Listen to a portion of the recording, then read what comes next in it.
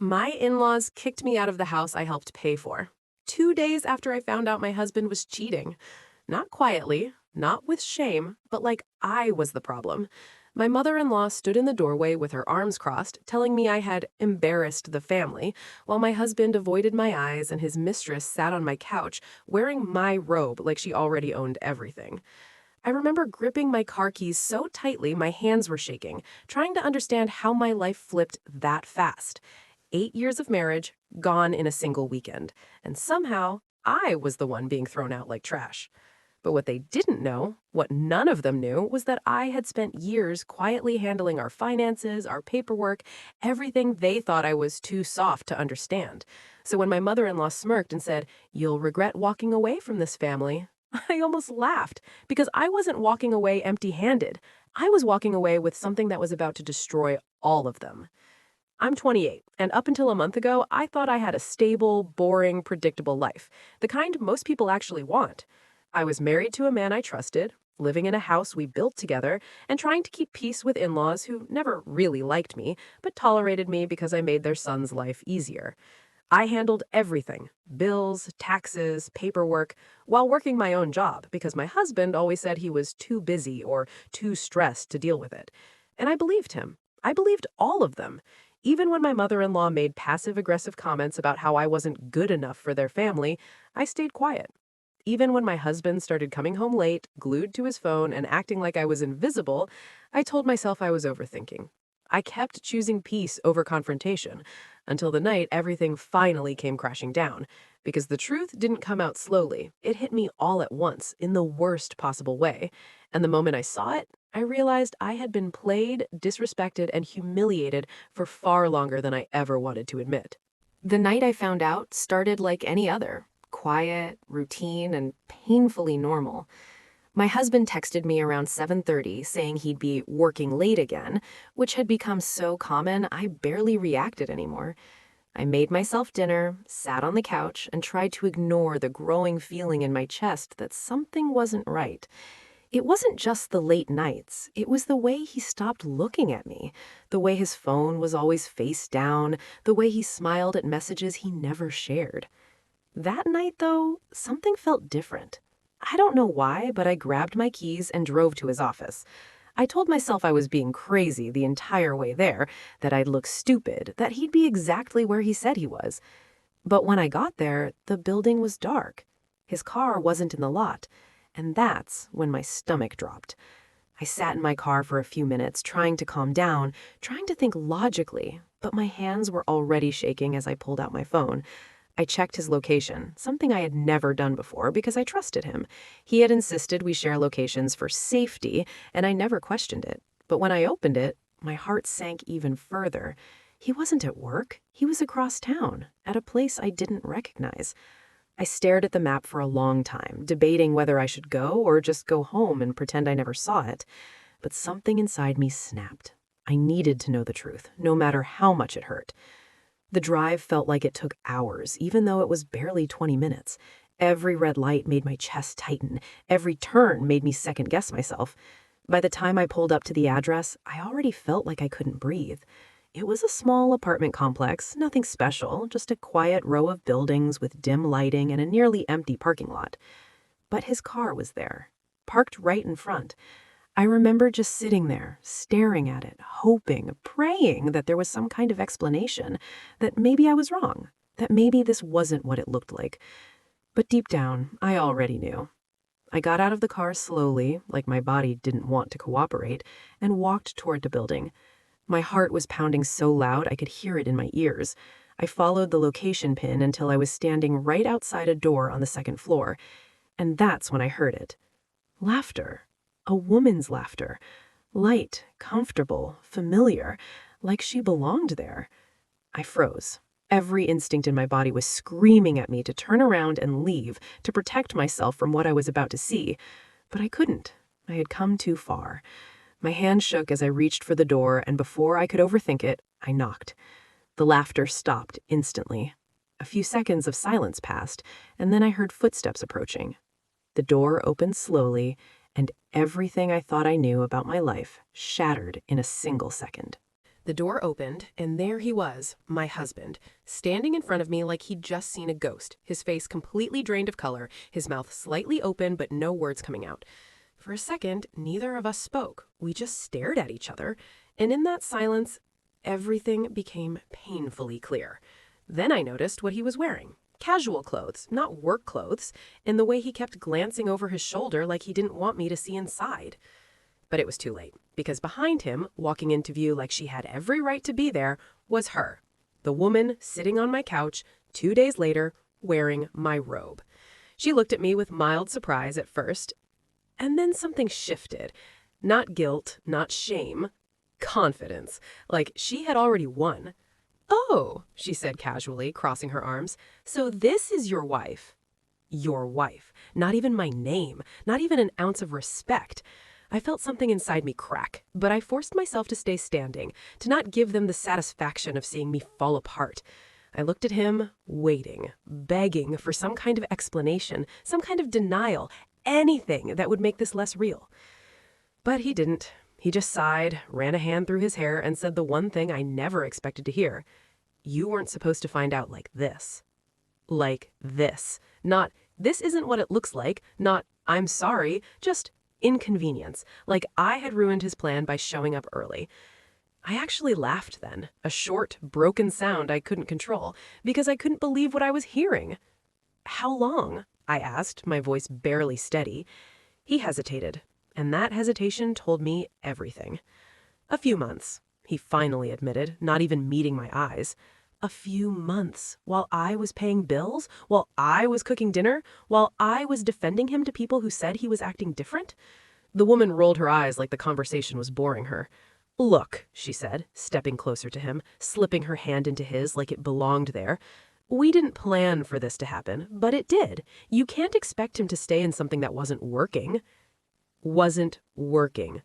8 years of marriage reduced to that. I felt my chest tighten so hard I thought I might collapse, but I refused to cry in front of them. Not there, not in that moment. Instead, I looked around the apartment, at the pictures on the wall, at the things that clearly weren't new, and realized this wasn't just an affair. This was a second life. A life he had been building behind my back while pretending everything at home was fine. And suddenly, something shifted inside me. The sadness didn't disappear, but it was joined by something colder, sharper. I looked back at him, really looked this time, and realized I didn't recognize the man standing in front of me anymore. "You know what?" I said quietly, stepping back toward the hallway. "You're right." He looked confused, like he didn't expect me to agree. "If it wasn't working," I continued, my voice steadier now, "then you won't mind when I stop fixing it." And with that, I turned and walked away. Because in that moment, I knew something they didn't. They thought they had taken everything from me, but they had no idea what I was about to take back. I didn't go home right away that night. I couldn't. I sat in my car in a random parking lot for almost an hour, just staring at nothing, replaying everything in my head over and over until the shock slowly started turning into something else. Clarity. Because once the emotions settled just enough, I started thinking about facts. Real, concrete facts, like how every bill in our house was in my name, how every financial account, every login, every document was something I handled. My husband always joked that I was the organized one, the responsible one, the one who made sure everything ran smoothly. What he didn't realize was that he had given me full control without ever questioning it. And that night, for the first time, I realized exactly how much control that actually was. By the time I finally drove home, it was past midnight. The house was dark, quiet, but something felt off the second I walked in. And then I saw it. A suitcase. My suitcase, sitting right by the door. At first, I thought maybe I was imagining things, but then the lights flicked on, and there she was. My mother-in-law, sitting on the couch like she owned the place, her expression already filled with judgment. And behind her, him, my husband, and the girl, standing there together like a united front. I didn't even have time to process it before my mother-in-law stood up and said, "You need to leave." Just like that. No conversation, no explanation. I stared at her, completely stunned. "Excuse me?" I asked, my voice low, Dangerous. She crossed her arms, completely unfazed. You heard me. This is my son's house, and after what you've done, showing up and causing a scene, you're not welcome here anymore. I actually laughed because the audacity was unreal. What I've done? I repeated, looking between all three of them. He's cheating on me, and I'm the problem? My husband shifted uncomfortably, but said nothing, not a single word in my defense. And that told me everything I needed to know. The girl smirked slightly, like she was enjoying this, like she had already secured her place. My mother-in-law stepped closer to me, lowering her voice. You've embarrassed this family enough. It's better if you just leave quietly. Leave quietly, like I was some inconvenience they could just remove, like I hadn't spent years building that life. I looked at my suitcase again, then back at them, and in that moment, something inside me went completely still. No more anger, no more disbelief, just calm, cold, calculated calm. Because while they stood there thinking they had all the power, I realized something they hadn't even considered. None of them knew what was actually in my name. None of them knew what I had access to. None of them knew what I had already started preparing the second I walked out of that apartment. So instead of arguing, instead of fighting, I did something that confused all of them. I walked over, picked up my suitcase, and smiled. Not a sad smile, not a broken one, a quiet, knowing smile. You're right, I said softly. I'll leave. My husband frowned slightly, like he expected more of a reaction. That's it? He asked. You're just going to walk away? I looked at him for a second, and then at her, and then at my mother-in-law. Oh, I'm walking away, I said calmly, but not the way you think. And with that, I walked out the door, because the moment they shut it behind me, they unknowingly handed me the perfect opportunity to destroy everything they thought they had just won. The moment I got into my car, I didn't cry. I opened my laptop, because while they were inside celebrating like they had just won, I was about to show them exactly how wrong they were. See, over the years, I hadn't just been handling bills. I had structured everything. The house, in my name. The primary bank account, under my management. The credit lines, linked through profiles I controlled. Even the business my husband bragged about to his family, the one they all thought he built on his own, I had filed the paperwork, managed the taxes, and legally positioned myself in ways he never bothered to understand. And that night, sitting in my car under a streetlight, I started pulling every single thread they didn't even know existed. First, I froze the joint accounts, not out of spite, but protection. Then I contacted my lawyer, someone I had worked with before for financial matters, and within hours, we started initiating steps I had quietly put in place years ago just in case. By morning, things were already moving. Documents were filed, access was restricted, ownership claims were being reviewed, and the best part? None of it required their permission. I checked into a hotel, took a shower, and for the first time since everything happened, I looked at myself in the mirror and I didn't see someone broken. I saw someone who had finally stopped underestimating herself. Meanwhile, back at the house, reality was starting to hit them. My husband called me over a dozen times.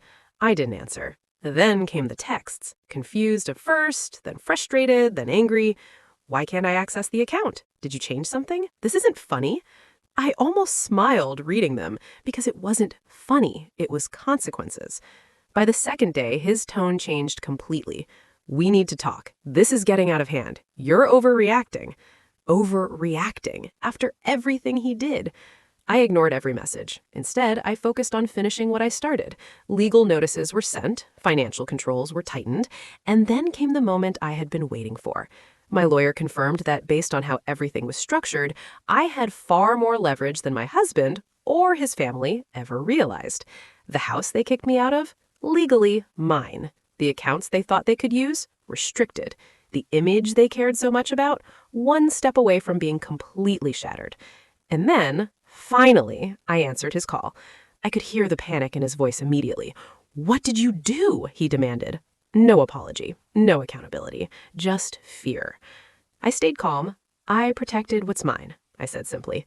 He started talking fast, trying to backtrack, trying to negotiate, even trying to blame me somehow.